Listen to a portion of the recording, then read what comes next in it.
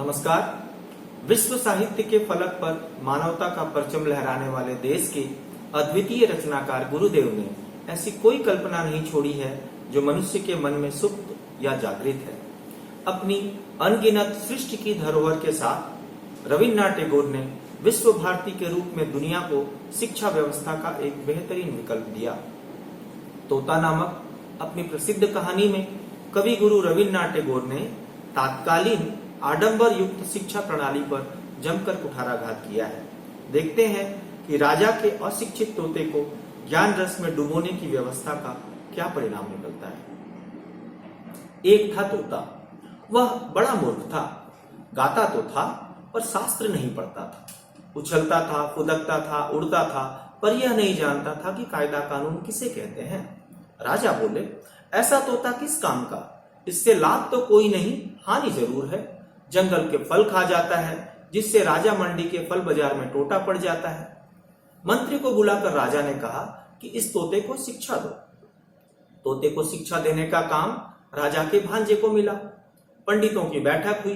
विषय था उक्त जीव की अविद्या का कारण क्या है। बड़ा गहरा विचार हुआ। सिद्धांत ठहरा, तोता अपना घोंसला साधारण खरपात से बनाता है, ऐसे आवास में विद्या नहीं आती। इसलिए सबसे पहले तो यह आवश्यक है कि इसके लिए कोई बढ़िया सा पिंजड़ा बना दिया जाए। राजपंडितों को दक्षिणा मिली और वे प्रसन्न होकर अपने अपने घर गए। फिर सुनार बुलाया गया। उसने सोने का पिंजड़ा तैयार किया। पिंजड़ा ऐसा अनोखा बना कि उसे देखने के लिए देश विदेश के लोग टूट पड़े। कोई कहता शिक्षा की तो इति हो गई, कोई कहता शिक्षा न भी हो तो क्या, पिंजड़ा तो बना। सुनार को थैलियां भरकर इनाम मिला। वह उसी घड़ी अपने घर की ओर रवाना हो गया। पंडित जी तोते को विद्या पढ़ाने बैठे। नस लेकर बोले, यह काम थोड़ी पोथियों का नहीं। राजा के भांजे ने सुना। उन्होंने उसी समय पोथी लिखने वालों को बुलाया। पोथियों की नकल होने लगी और नकलों के पहाड़ लग गए। जिसने भी देखा उसने यही कहा कि शाबाश, इतनी विद्या के धरने को जगह भी नहीं रहेगी।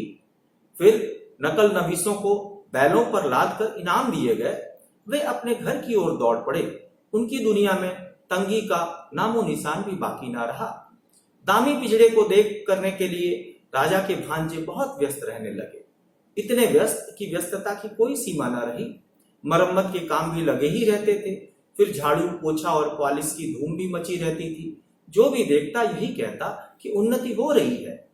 इन कामों पर अनेक अनेक लोग लगाए गए और उनके कामों की देखरेख करने के लिए और भी अनेक लोग। सब महीने महीने मोटे मोटे वेतन लेकर बड़े बड़े संदूक भरने लगे। वे और उनके चचेरे ममेरे मौसेरे भाई बड़े प्रसन्न हुए और बड़े बड़े कोठों बालाखानों में मोटे मोटे गद्दे बिछाकर बैठ गए। इधर संसार में और अभाव तो अनेक हैं, पर निंदकों की कोई कमी नहीं। एक ढूंढो हजार मिलते हैं। निंदक बोले कि पिंजड़े की उन्नति तो हो रही है, पर तोते की खोज खबर लेने वाला कोई नहीं है। बात राजा के कानों में पड़ी। उन्होंने भांजे को बुलाया और कहा, क्यों भांजे साहब, यह कैसी बात सुनाई पड़ रही है? भांजे ने कहा, महाराज, अगर सच बात सुनना चाहते हैं तो सुनारों, पंडितों, नकल नवीसों, मरम्मत करने वालों और मरम्मत की देखभाल करने वालों को बुलाइए। इन निंदकों को हलवे माड़े में हिस्सा नहीं मिलता, इसलिए वे ऐसी ओछी बात करते हैं। जवाब सुनकर राजा ने पूरे मामले को भली भांति और साफ तौर पर समझ लिया। भांजे के गले में तत्काल सोने के हार पहनाए गए। इधर राजा का मन हुआ कि एक बार चलकर अपनी आंखों से देखें कि शिक्षा कैसे धूम धड़ाके और तेजी के साथ चल रही है। सो एक दिन वह अपने मुसाहबों, मुहलगों, मित्रों और मंत्रियों के साथ आप ही शिक्षाशाला में आ धमके। उनके पहुंचते ही ड्योढ़ी के पास शंख, घड़ियाल, ढोल, तासे, खुरदक, नगाड़े, तुरहियां, भेरियां, दमामे, कासे, बांसुरियां, झाल, करताल, मृदंग, जगझंप आदि आप ही बज उठे। पंडित गले फाड़कर और बूटियां फड़काकर मंत्र पाठ करने लगे। मिस्त्री, मजदूर, सुनार, नकल नवीस, देखभाल करने वाले और उन सभी में ममेरे, फुफेरे, चचेरे, मौसेरे भाई जय जयकार करने लगे। भांजा बोला, महाराज देख रहे हैं ना? महाराज ने कहा, आश्चर्य, शब्द तो कोई कम नहीं हो रहा। भांजा बोला, सब भी क्यों, इसके पीछे अर्थ भी कोई कम नहीं। राजा प्रसन्न होकर लौट पड़े। जोड़ी को पार करके हाथी पर सवार होने ही वाले थे कि पास के झुरमुट में छिपा निंदक बोला, महाराज आपने तोते को तो देखा ही नहीं। राजा बोले, अरे हाँ, यह तो मैं बिल्कुल भूल गया, तोते को तो देखा ही नहीं। लौटकर पंडित से बोले, मुझे यह देखना है कि तोते को तुम पढ़ाते किस ढंग से हो। पढ़ाने का ढंग उन्हें दिखाया गया। देखकर उनकी खुशी का ठिकाना न रहा। पढ़ाने का ढंग तोते की तुलना में इतना बड़ा था कि तोता दिखाई ही नहीं पड़ा। राजा ने सोचा, अब तोते को देखने की जरूरत ही क्या है, उसे देखे बिना भी काम चल सकता है। राजा ने इतना तो अच्छी तरह समझ लिया कि बंदोबस्त में कहीं कोई भूल चूक नहीं है। पिंजड़े में दाना पानी तो था नहीं, थी सिर्फ शिक्षा, यानी ढेर के पोथियों के ढेर पन्ने फाड़कर कलम की नोक से तोते के मुंह में घुसेड़े जाते थे। उसका गाना तो बंद हो ही गया था और चिल्लाने के लिए भी कोई गुंजाइश नहीं थी। तोते का मुंह ठसाठस बिल्कुल बंद हो गया। देखने वालों के रोंगटे खड़े हो जाते। अब दोबारा जब राजा हाथी पर चढ़ने लगे तो उन्होंने कान उमेठू सरदार को ताकीद कर दी कि निंदक के कान अच्छी तरह उमेट देना। इधर तोता दिन पर दिन भद्र रीति के अनुसार अधमरा होता गया। अभिभावकों ने समझा कि प्रगति काफी आशाजनक हो रही है, फिर भी पक्षी स्वभाव के एक स्वाभाविक दोष से तोते का पिंड अब तक भी नहीं छूट पाया था। सुबह होते ही वह उजाले की तरफ टुकुर टुकुर निहारने लगता था और बड़ी ही अन्याय भरी रीति से अपने डैनों को फड़फड़ाने लगता था। इतना ही नहीं, किसी किसी दिन तो ऐसा भी देखा गया कि वह अपनी रोगी चोंचों से पिंजड़े की सलाखें काटने में जुटा हुआ है। तो कोतवाल गरजा, यह कैसी बेअदबी है। फौरन लुहार हाजिर हुआ। हथौड़ा लेकर वह धम्माधम लोहा पिटाई हुई कि कुछ न पूछिए। लोहे की सांकल तैयार की गई और तोते के डैने भी काट दिए गए।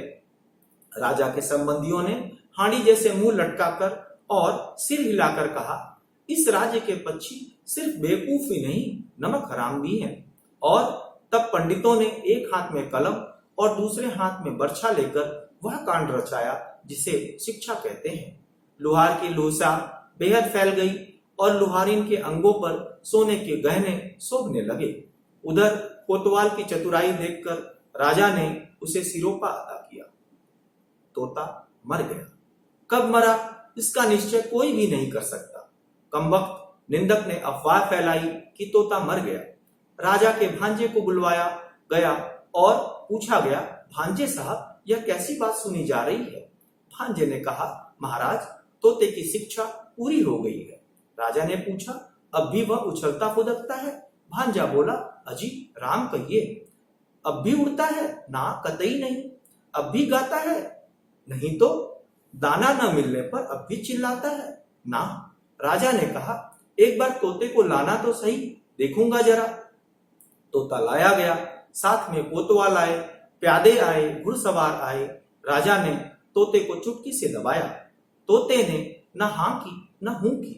हाँ, उसके पेट में पोथियों के सूखे पत्ते खड़खड़ाने जरूर लगे।